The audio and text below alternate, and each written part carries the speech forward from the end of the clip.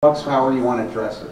Well, first of all, I do believe that the city should enforce a system where you have to clean up around your house. I don't think that's asking too much.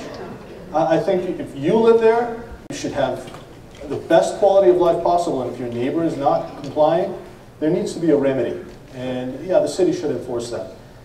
As should the city enforce most issues. Right now, the city has cut back on their enforcement of existing laws. If the enforcement issue were to spread out amongst all the laws, we probably wouldn't be talking about tax increases as much as we are. But the city cut the people that do the enforcement. So right now there's nobody enforcing, there's nobody charging these penalties, these fees, you know, that could be going to the general fund. And I think it's a matter of enforcement. I think it needs to be enforced without implying any new laws. Mr. Blumenfield, do we need an enforcement squad to get out and get these homeowners? I don't know about an enforcement squad, but I certainly agree with the other candidates in terms of we need to apply the law. I've been a warrior against blight in this community. As many of you know, I had 3 different bills in Sacramento in terms of trying to go after the mobile billboard blight, and then when they tried to pop up that billboard blight by attaching them to vehicles, I went after that. We got a posse of folks together with our current council members' posse. The day that the law went into effect, we went out and we wiped out those billboards. I would continue to work with the community and have things like Dennis Hines' posse out there so that it's not just a matter of getting law enforcement there, but it's getting the community activated and working around cleaning up our communities, making our communities better, and engaging the community in that effort. So, thank you, Mr. Pressler. Well, of course we should enforce it. And we've gotten into a little bit of a habit in this city of only enforcing certain things that from time to time are politically more compatible, and that's the wrong way to go. For example, we have a different law for people whose cars are impounded depending on their residency status. Well, what kind of a law is that? So I believe we should enforce the existing laws. If we think there's something wrong, then let's amend it. Ms. Pearson, existing laws, enforcement? Enforcing existing laws is something that has gone by the wayside. They don't bother to do it too much, and everybody knows that. Even the parking meters that we all were complaining that we have to put those dollars in, or credit cards now, right? I drove up to in front of the same building, and somebody had whacked them all off. I'm not sure what's going on because I'm not sure the city noticed. These kinds of problems are the kinds of problems that the neighborhood councils can help. You know, there are people who actually go and check the curbs of businesses to see if they're clean. There are people who in Canoga Park make sure that they have their street cleaning services done. And yet each time it's the city that tends to drop the ball. Now, if a property owner is not keeping his property clean, I believe that that is proper to, you can also file a nuisance suit as well.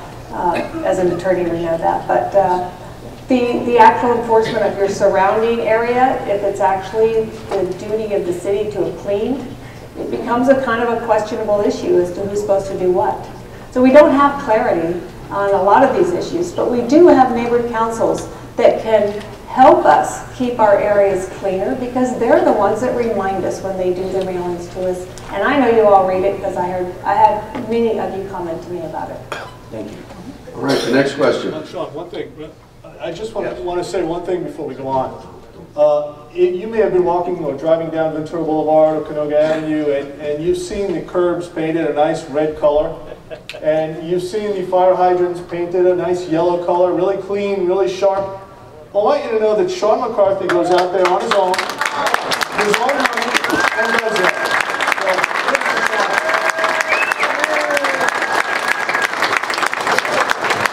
I hope I get a pass tonight from the Los Angeles Police Department for the work that I've been doing. Please give me a head start. All right, thanks, Scott. And on that note, we're going to give you the first answer on this next question. There's a growing number of boarding house businesses and sober living businesses in R1 single-family zone neighborhoods. What's your position on passing a community care facility ordinance to deal with this issue?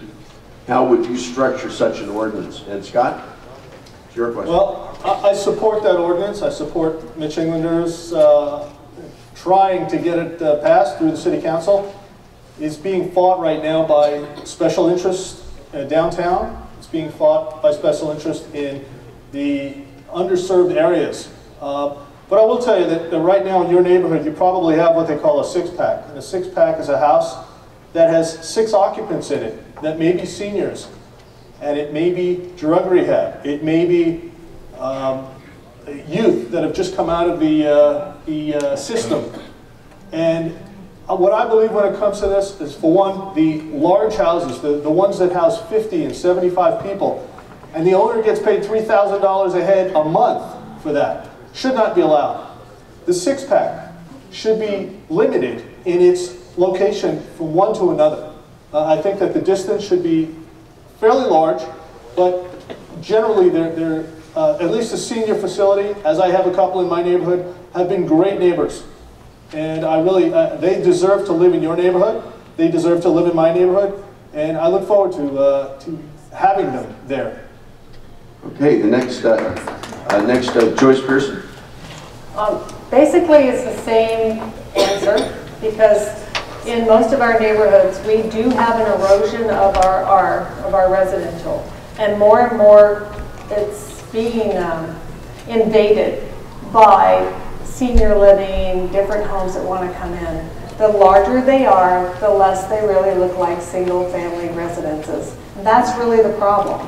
When we have the, I don't know if I call them six-packs, if we have the homes where 6 are allowed to live, they have worked actually very well. And so there were complaints of maybe ambulances coming in the night or different problems, all of which I think is quieted down. And those are good things that we have to have for our community to exist, because we have a lot of people in need who living together are benefited. So I don't think that part's bad, but I do think that having a really large group of people who sometimes are not necessarily controllable very well is the problem. Thank you.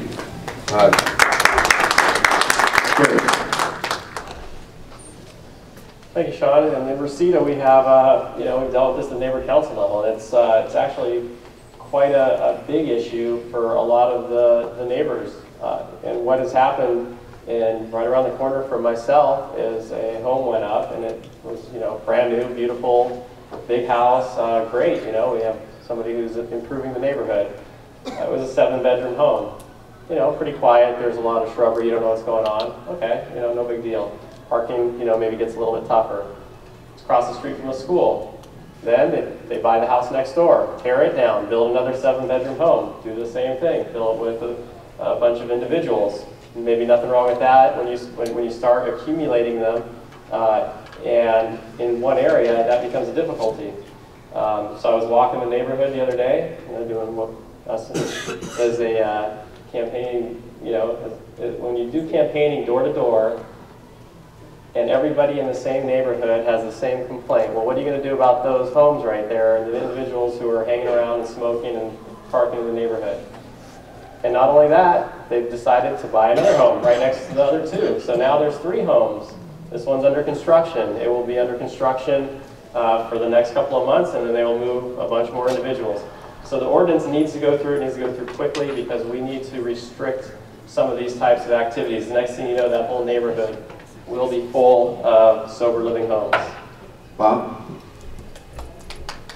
Well, I do agree that we need to have an ordinance, and we need to get something done because there's a real problem. But I'm glad that the City Council pulled back the ordinance today to put it back into committee to reevaluate it. The so-called special interests that were opposing it, we're talking about veterans groups, we're talking about senior citizens, we're talking about the developmentally disabled. Folks, there's a lot of great group homes like that New Horizons has and other groups have that are really serving the community, where seniors are able to get together and live together. So the question is, how do you separate the wheat from the chaff? How do you keep the good ones and get rid of the bad ones that are the problems? And that's where it takes a skilled legislator who can balance the different needs, who can work with the different organizations to come up with a proposal that'll work for everyone. So I would not agree that we should get it done and get it done quickly tomorrow. because we need to be thoughtful about it, because what we're talking about is senior citizens, is veterans, is the disabled, and I don't want to just throw them out on the street. I want to create a system where we can all live in harmony together. There's a great senior place right on my cul-de-sac, on the next cul-de-sac over, and it can work, but we need to make it work because it can also be a big problem. Thank you. Steve? Considering that I expect to become a senior citizen in about 45 minutes, I'm pretty sensitive to concerns of senior citizens, and I think that they're the least objectionable of any of the complaints that you might have heard, Carrie. I don't know. But I think, Scott, you presented the most compelling, thoughtful approach, and I would adopt that. And let's see, I lost my place again. Elizabeth. I think the legislators ought to legislate with compassion. These are people who have struggled, sometimes they are disabled, they are suffering with sobriety. We need to have a measure of compassion when we're dealing with our citizens. So I would certainly need more research, but compassion is very important to me. The candidates will be allowed 1 minute to conclude. Before we get there, I'm going to combine a couple of issues into one question that do affect the West Valley. And those issues are homelessness and tagging.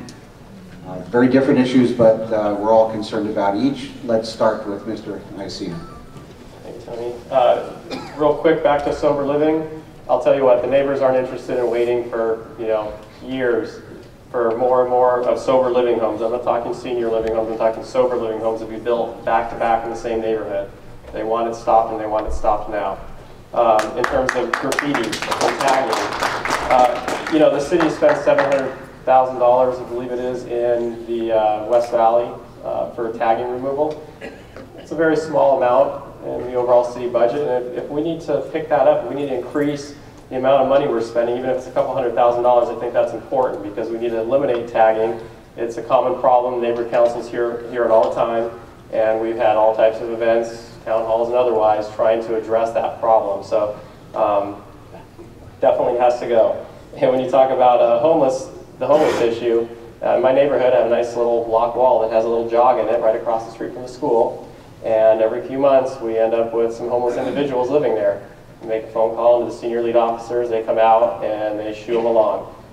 So we definitely need to make sure there's places for those individuals to keep them out of the neighborhoods, especially across the street from the schools.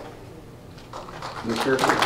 Tagging homelessness. Tagging is an issue that we can address in our schools. We don't do enough PR to actually let them know that this is not acceptable. And I think sometimes we forget. Each year there's a new crop of children going through the schools that need to be reminded of this. It'd be a great interaction with the neighborhood councils to go to the schools, to visit twice a year, and to talk about that issue. Because we have a lot of schools, we do. And we have a very active, very wonderful neighborhood council members on all of them. And I believe they would undertake this. There are other remedial items that we can take up with tagging, but those are all things that we can talk about at another time because I keep running out of time. Now there was the other issue, which is on the homelessness. When everyone got thrown out of the mental institutions, and I was in Santa Monica at the time, and the problem with what do you do with a homeless person is very multi-leveled.